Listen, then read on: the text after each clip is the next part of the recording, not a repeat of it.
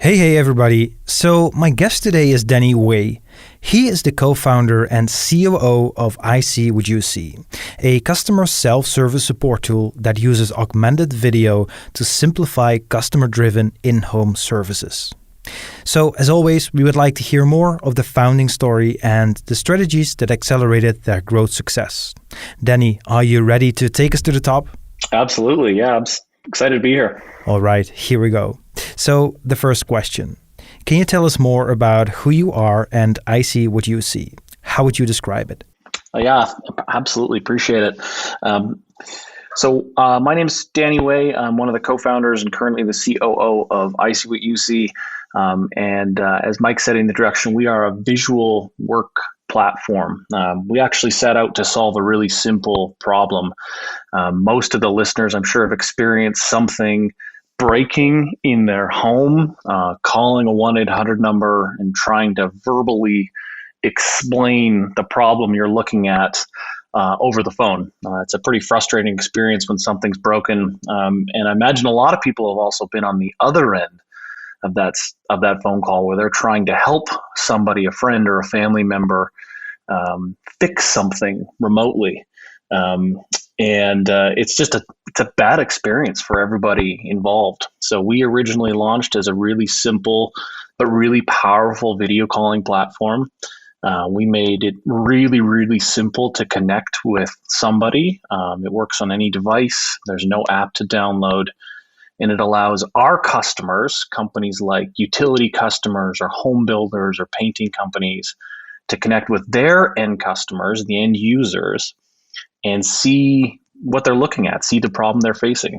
We're a couple years in, and it's been a lot of fun building it out. Pretty excited product. I think everyone experienced this problem, especially in their homes, where a lot of frustrations are going on from time to time when things don't work, right?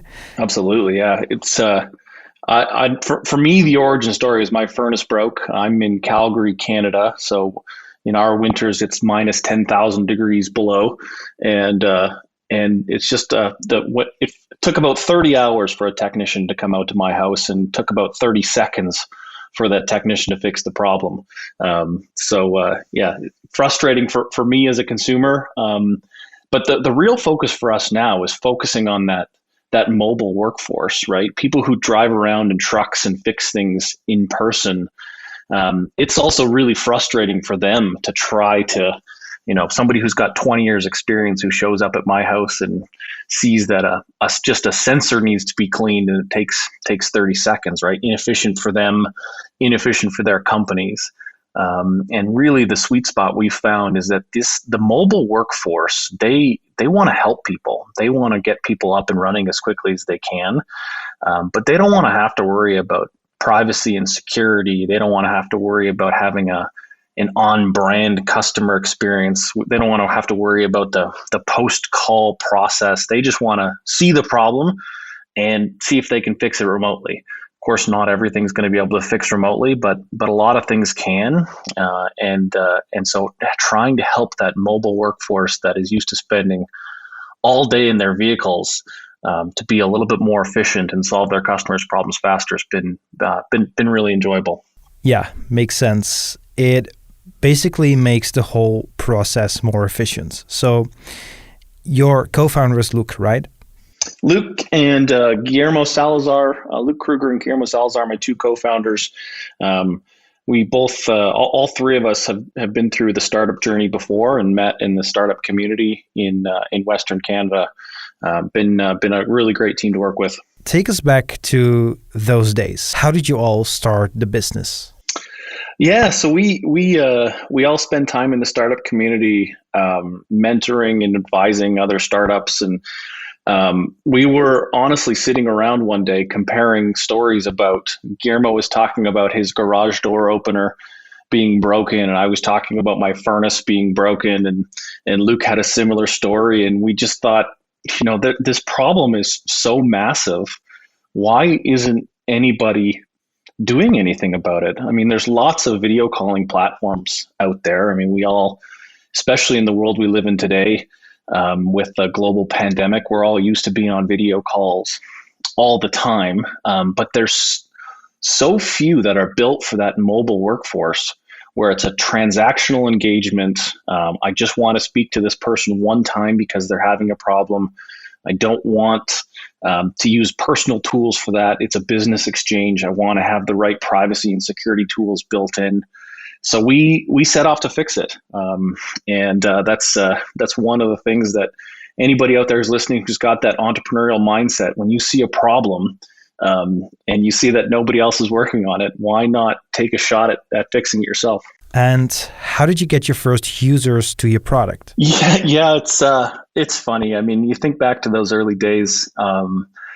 It's all about hustle. I mean, we did a minimum viable product and then took it out to the market and just talked to as many people as we could. You know, the old knock on 100 doors, and if you get 99 no's, the one yes is excellent, right? So really, we spend a lot of time talking to people that are experiencing these problems across different industries and listening to them, listening to what problems they face, listening to why they're used to just getting in vehicles and driving to people's houses. And we ended up focusing on where we thought we could actually add value. One piece of advice that I always give to startup founders is talk to as many customers as you can and really listen to the problems they're facing. You're not going to be able to solve every problem for everybody. And it really helped us focus on our ideal customer profile. These utility industries, home builders, home services, there's an underserved market that we discovered. And we talked to lots of other industries that have lots of solutions already in place. So by listening to them, we eventually found some customers, some small and some large, that were willing to give it a shot with us, right? We spent a lot of time with them. We shared the risk with them as we launched. They launched with small, simple use cases. One of our biggest customer today started off with us with one user doing one very specific use case, and we were able to work with them and grow with them and learn from them over time. So by really listening to our customers and by starting off small and sharing the risks with them, we were able to get our first customer and our second customer and our fifth customer, and it's just been growing since then. So after you launched the product, after the first few testers and users and listening to their user feedback, and I guess optimizing the product that way, how did you find out that the product was valid and you were really onto something?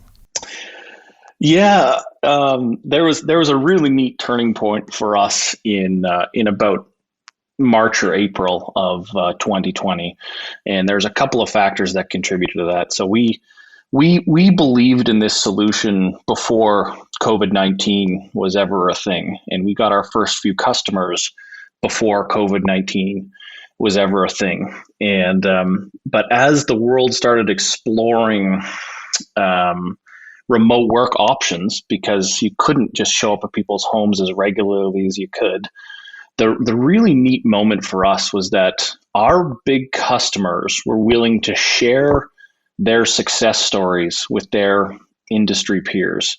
If you look at the North American utility market, it is a pretty tight-knit community.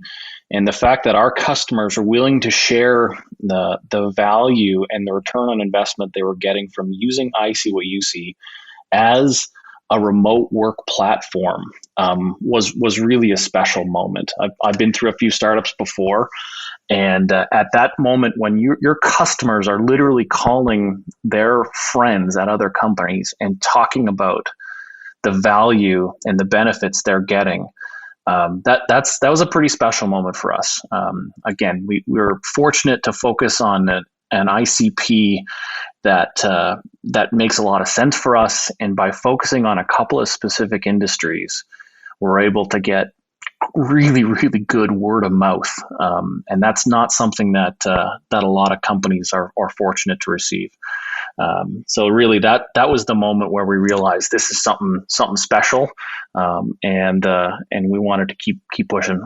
That's awesome. So back to today, what is your most important acquisition channel to get new customers on board right now? Oh yeah, it's man, it's a crazy world out there too, with all the different changes that have happened, with so many people advertising online and looking at different things. It's been a neat journey for us acquiring customers, and to be honest, I'm a product guy, so take everything I say here with a grain of salt. But we learned a few things. So first and foremost, we went through Acceleprise. Would love to give them a shout out here. Really a great accelerator program. We learned a ton going through that program about acquiring new customers, the marketing and the sales aspects of our business. And it really allowed us to focus on what should we be doing as an early stage company and what should we be doing as a growth stage company, right? So the big learnings for us, again, ideal customer, focusing on those ideal customers for us and thinking about where do they hang out, what magazines do they read, what websites do they visit. That's been a big learning for us. Again, for us, focused on large utility customers and large home builders, there's not, just doing social media advertising is not as effective for large industries like that, right? Whereas trade shows or industry organizations has been way more valuable for us because that's where our ICP spends their time, right? There's a few things that we've done well. We've got a pretty good website. We've got a series of landing pages. We spend some time doing some good looking marketing materials, a good email signature, a couple of good content pieces, building up those base things. And then we just started trying things. So advertising hasn't been great for us. Social media has been okay. As I mentioned, trade shows and industry organizations have been really good. We've got some referral agreements with industry partners. That's worked pretty well for us. The other thing that we've actually had a lot of success with is our investor community. So we send investor updates every single month.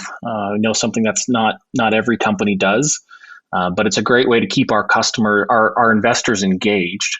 And every single month we ask them, who do you know that spends a lot of their time in vehicles? Who do you know that could benefit from a virtual work platform? And can you make an introduction? So our investors have actually made some of the most powerful introductions for us. So that's been a really, really great channel.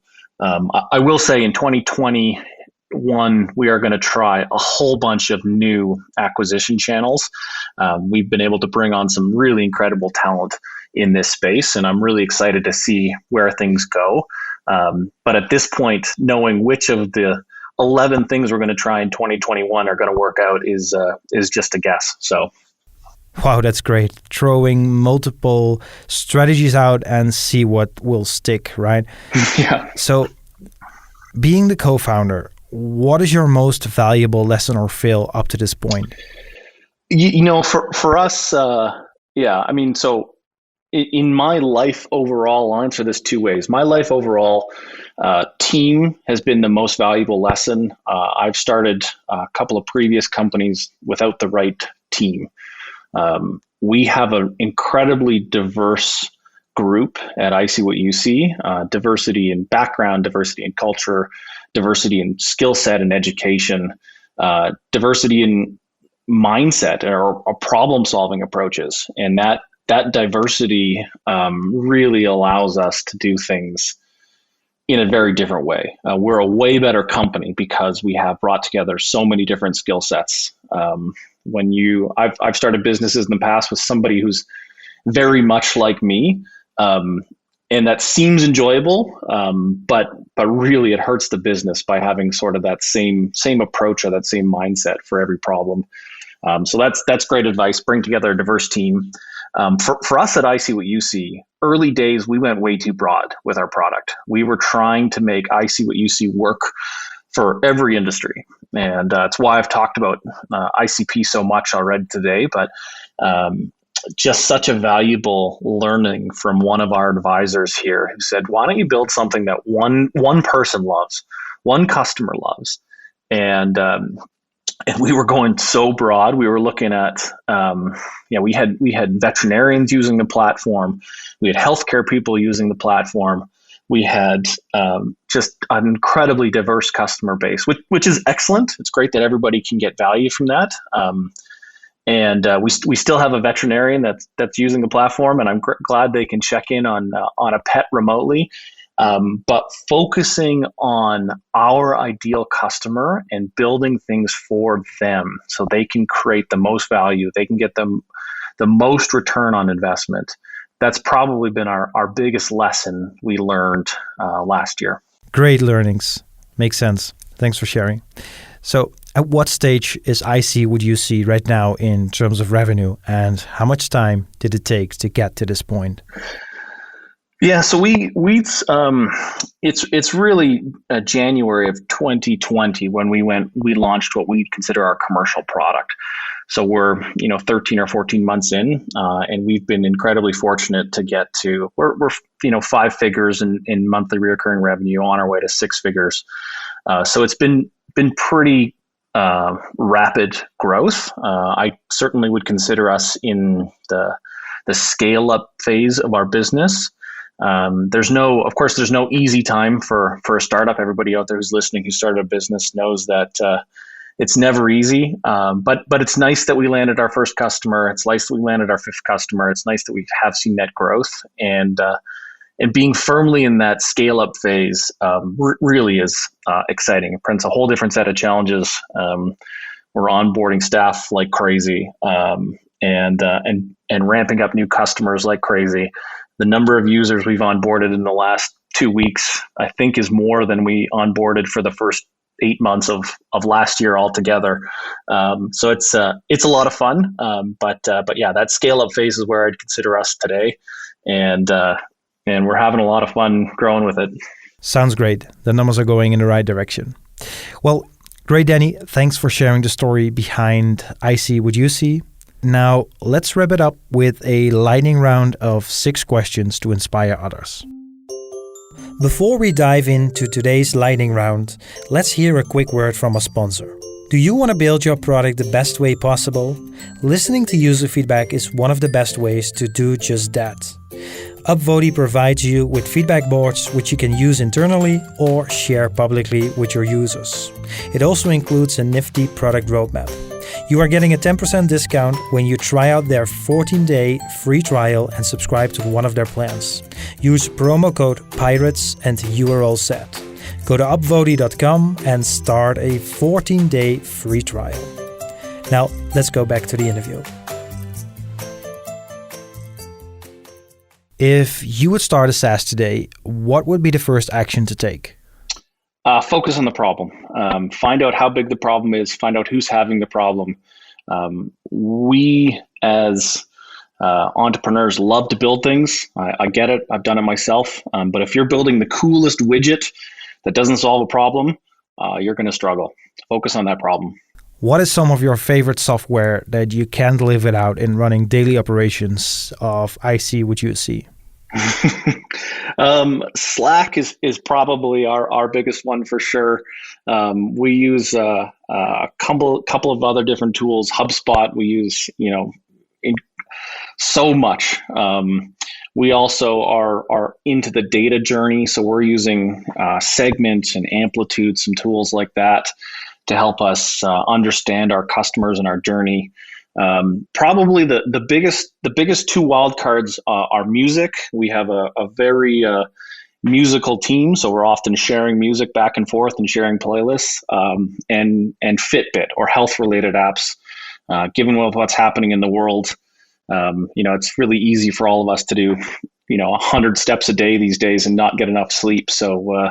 So some of those health-related tools are all probably the other wild cards that we're using more and more and paying way more attention to these days. Sounds fun. And what is your favorite app on your phone? Favorite app? I mean, business-wise, it's got to be Slack. Personal-wise, Fitbit's probably up there right now given the health focus. And then music apps. That's the other one that's probably getting the most airtime these days. What is your favorite book, which you can also recommend to people that are either starting or about to start a SaaS or a business in general? Great question. Yeah. So I got a few answers for this. One of my favorite all-time books, business-wise, is called The Advantage. It's a Lencioni book. It's about how teams work together. Really eye-opening for me, regardless of what stage you're at. Working with people and getting the most out of your teams, I think, is such an important topic. So I love that one. The Entrepreneurial Revolution is a book that really changed my life.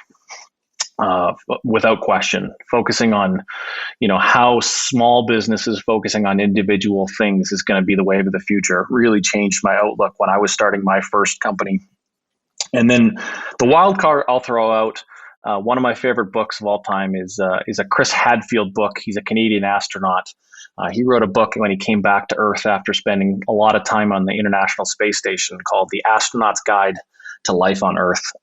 Really, really a great book about somebody who's achieved so much and their life. So I'll throw that one out for everybody. Great recommendations. Yeah. What SaaS brand do you admire the most? I mentioned it a couple times. Slack's probably the one we look up to, right? When we looked at where we want to grow as a company, how quick and easy it is to deploy Slack, the fact that everybody loves it, the fact that they make it so easy in that platform to get to the aha moment of why am I using this tool, right? What value am I getting from it? Their experience, their growth model, obviously that's the one that we talk about when we think about the future of ICwhatUC. What would Slack do right now? We ask that question a lot. So that's one that's definitely up there. Yep, Slack is amazing. What is your favorite SaaS person to follow or read? I'll throw out a shout out to the accelerator that we went through, Acceleprise. They produce an incredible amount of content. I went through an accelerator with a previous business 8 or 9 years ago and got very little value from it compared to the experience we went through with Acceleprise was just incredible. So I tend to follow those organizations. Y Combinator, obviously another huge one. Anytime they're releasing material, there's so much valued insight from those organizations. A huge one that sticks out for me is pricing. Nobody ever wants to talk about pricing. And both of those organizations have great learnings on what we should be doing as when we're starting companies from a pricing perspective. Well, great, Danny. Thanks for your time today and sharing your story with us. To conclude this interview, where can we learn more about you and ICwhatUC? Yeah, our website, the letter I, the letter C, WHAT, the letter U, the letter C.com, ICwhatUC.com. LinkedIn, obviously, is a great place. We are hiring right now, so please, our latest jobs are always on LinkedIn. Those are probably the two best places. We're also on Twitter if you want to check us out there. But LinkedIn, if you could follow us on LinkedIn, that would be awesome. Love to hear from everybody who's out there.